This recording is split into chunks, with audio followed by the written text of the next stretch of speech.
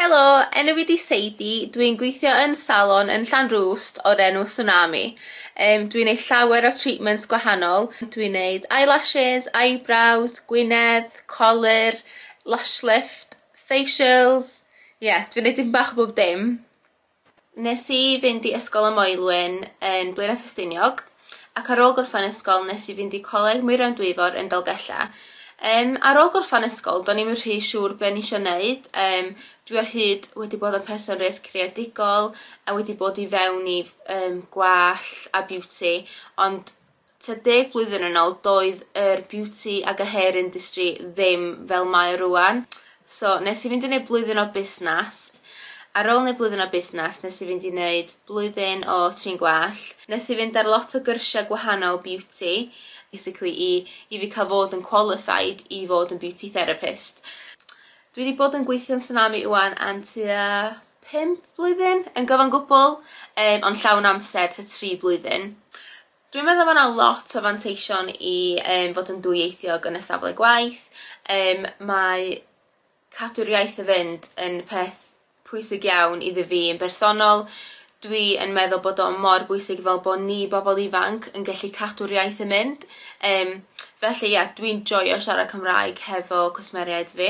Hefyd mae'r cwsmeriaid yn joio bod fi yn dwyieithog. Gen fi lot o cwsmeriaid sydd yn licio dod ato fi yn bersonol am bod fi yn dwyieithog, so mae hynna'n benefit huge. A bod yn dwyieithog wedi agor lot o drysiau iddyn ni fel busnes. Da ni wedi bod yn mynd i lot o merched y wawr dros yr gymuned i gyd, yn rhannu'n gwaith ni, rhannu'n busnes ni, rhannu'n enw ni, a mae hynna wedi helpu ni gallu tyfu fel busnes hefyd. Daru ni fynd i weithio yn Eisteddfod, oedd hwnna yn huge, oedd hwnna massive achievement bod ni wedi cael. Dio ddim bwys pa lefel ma'ch Cymraeg chi ar. Swn i'n meddwl bod Cymraeg fi'n amazing.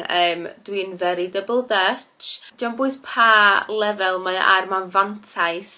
A dyna sydd yn bwysig cofio, ma'n fantais gyda siarad dipyn bach o Cymraeg. Os da chi'n dysgu Cymraeg, neu os da chi yn trio mwy hefo bod yn Cymraeg, ella jyst triwch cymryd camau bach pob dydd. Ma'n dda bod ni'n gallu siarad Cymraeg. Mae mor pwysig i ni gadw'r iaith y fynd. Dwi wedi gweithio yn galed iawn i fod yn lle ydw i rŵan. Dwi newydd hitio 10,000 followers ar Instagram, which mae hynna yn wbath swn i byth di gallu dychmygu sa'n digwydd.